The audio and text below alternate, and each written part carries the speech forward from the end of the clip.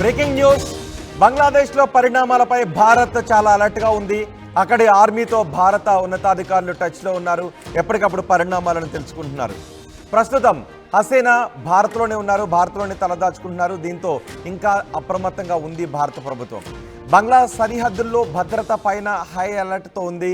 ఆ దేశంలో పరిస్థితులపై అఖిలపక్ష సమావేశాన్ని నిర్వహిస్తోంది భారత్.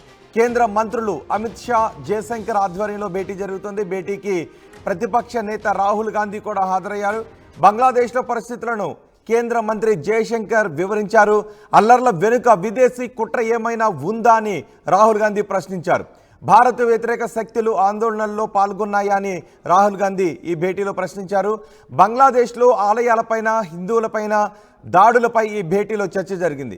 అక్కడున్న హిందువులకు రక్షణ కల్పించడంపై చర్చ జరిగింది. బంగ్లాదేశ్లోని ఎంబసీ అధికారులు భారతీయుల భద్రతకు కేంద్రం ప్రాధాన్యత ఇస్తోందని జయశంకర్ చెప్పారు.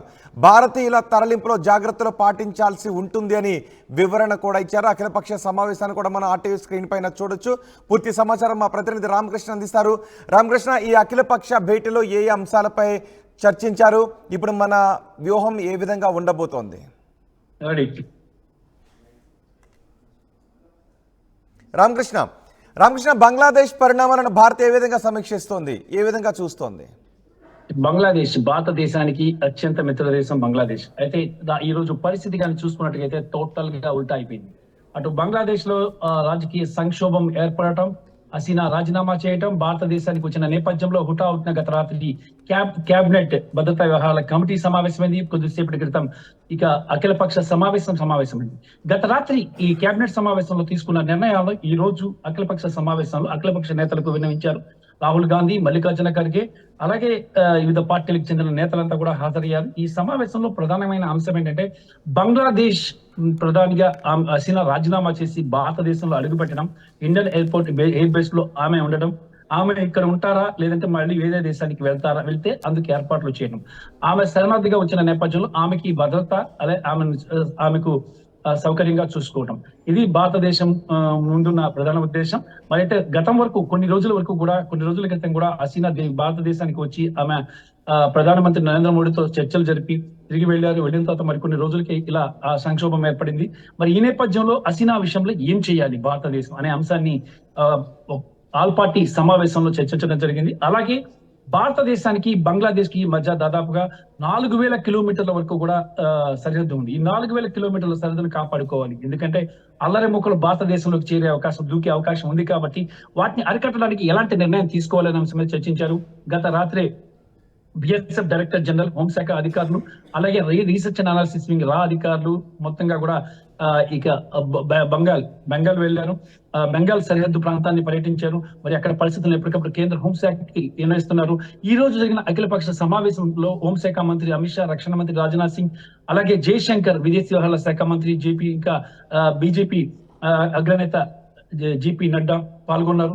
ఇక్కడ సమావేశంలో ప్రధానమైన అంశం సరిహద్దు కాపాడుకోవడం, బంగ్లాలో ఉన్న భారతీయుల్ని కాపాడటం, అలాగే హసీనాకి ఏ రకంగా ట్రీట్ చేయాలి, ఆమెను ఎన్ని రోజులు ఇక్కడ ఉంచాలి, తర్వాత ఆమె లండన్ వెళ్తానంటే ఏ దేశం వెళ్తానంటే ఆ దేశంకి ఎలా పంపించాలి, ఈ అంశానికి సంబంధించి చర్చించారు.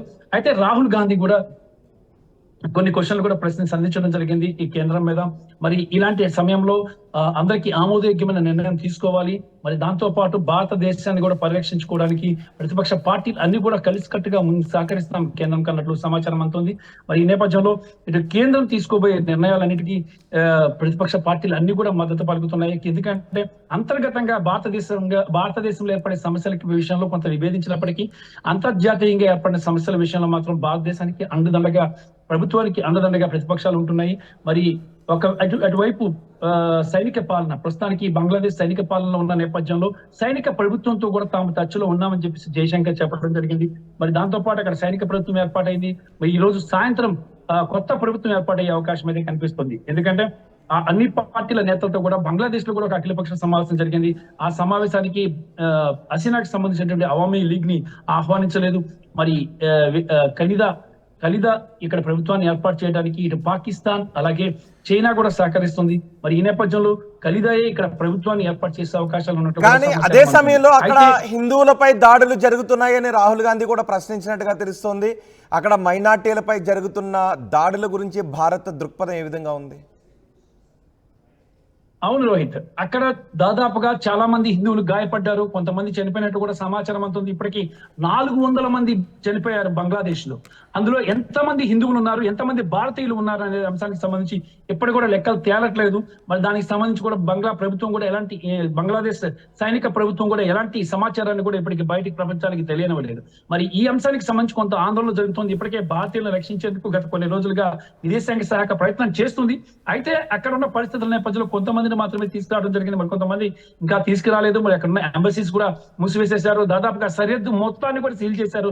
విమాన రాకపోకలు కూడా నిలిచిపోయాయి. ఇతర దేశాలకు సంబంధించిన ఏ విమానం కూడా ఢాకాలో దిగడం లేదు అక్కడ అల్లర్ల నేపథ్యంలో. మరి ఈ నేపథ్యంలో బంగ్లాదేశ్ మాజీ ప్రధాని షేక్ హసీనా కుమారుడు సాజిద్ వాజిద్ జాయ్ సైన్యానికి ఒక కీలక సూచన చేశారు.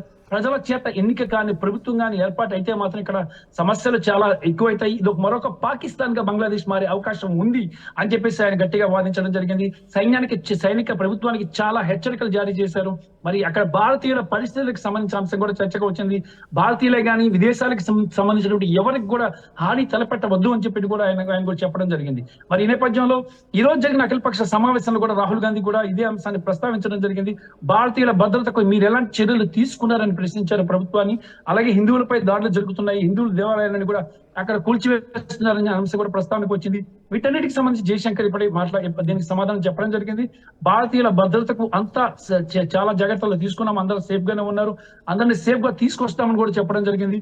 మరి ఇక ఈ అంశం ఇలా ఉన్నట్టుగైతే ఇక హసీనా అంశానికి సంబంధించి హసీనాని ఏం చేయాలి, ఎక్కడ ఉంచాలి, భారతదేశంలో ఉండాలా లేకపోతే ఆమె ఎక్కడికి వెళ్ళాలి, లండన్ వెళ్తారనే అంశానికి సంబంధించి ఆమె విచక్షణకి వదిలేశారు.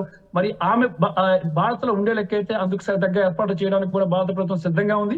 లేదా లండన్ వెళ్లే లెక్కైతే లండన్ కి వెళ్ళడానికి ఆమెకు ఏర్పాట్లు కూడా చేస్తున్నారు. ఇప్పటికే హసీనా సోదరి అక్కడ లండన్ లోని పార్లమెంట్ లో సభ్యురాలుగా ఉన్న నేపథ్యంలో ఆమెను ఈజీగా లండన్ తీసుకెళ్ళడానికి ఛాన్సెస్ ఉంది. కాబట్టి శరణార్థులకు లండన్ అవకాశం కల్పిస్తుంది. కాబట్టి ఆమె మరి కొద్ది రోజుల్లో లండన్ వెళ్లే అవకాశాలు కూడా కనిపిస్తున్నాయి. అయితే మరొక ఇంకా ఇంపార్టెంట్ అంశం ఏంటంటే బంగ్లాదేశ్ లో జరుగుతున్నటువంటి గొడవల ప్రభావం భారతదేశం మీద పడకుండా అన్ని జాగ్రత్తలు తీసుకునే బాధ్యత కేంద్రానిది అని చెప్పేసి ప్రతిపక్ష పార్టీ భారతీయులను తరలించాల్సిన అవసరం ఉంది అని భావిస్తోందా ప్రభుత్వం, అవసరం లేదు అని భావిస్తున్నారా? అక్కడ ఉన్న భారతీయులందరినీ కూడా తీసుకురావాలని ఇక్కడికి ఇండియాకి తీసుకురావాలని ప్రయత్నిస్తుంది భారతదేశం. అంతకు తగ్గ ఏర్పాట్లు కూడా చేస్తుంది. ఎయిర్ ఇండియా ఇప్పటికే విమానాలు ఆపేసింది. మరి ఎయిర్ ఇండియాతో మాట్లాడి విమానాలు పంపించి మళ్ళీ ప్రత్యేకంగా భారతీయులను అక్కడి నుంచి తీసుకురావడానికి అక్కడ సైనిక ప్రభుత్వంతో కూడా ఇక్కడ జయశంకర్ మాట్లాడుతున్నారు. సైనిక ప్రభుత్వంతో తాము టచ్ లో ఉన్నామని చెప్పేసి కూడా చెప్పారు. ఆర్మీ చీఫ్ తో తాను మాట్లాడుతున్నట్టు వాళ్ళు అక్కడ సమాచారాన్ని తమకు చెప్తున్నట్టు కూడా చెప్పారు. మరి భారతీయులంతా సేఫ్ గా ఉన్నారని చెప్పారు. మరి భారతీయులందరినీ క్షేమంగా భారత్ తీసుకొచ్చేందుకు ప్రయత్నం చేస్తున్నట్టు కూడా జయశంకర్ చెప్పడం జరిగింది. రోహిత్ రైట్ రామకృష్ణ, బంగ్లాదేశ్ లో పరిణామాలపై భారత్ అలర్ట్ గా ఉంది. అక్కడి ఆర్మీతో టచ్ లో ఉన్నారు మన అధికారులు. ఎప్పటికప్పుడు పరిణామాలను తెలుసుకుంటుంది భారత్. హసీనా ప్రభుత్వం కుప్పకూలి ప్రస్తుతం హసీనా భారత్లో తలదాచుకుంటూ ఉండటంతో అత్యంత అప్రమత్తంగా ఉంది భారత ప్రభుత్వం. బంగ్లాదేశ్ సరిహద్దుల్లో భద్రత పైన హై అలర్ట్తో ఉంది. ఆ దేశంలో పరిస్థితులపై అఖిలపక్ష సమావేశాన్ని నిర్వహించారు.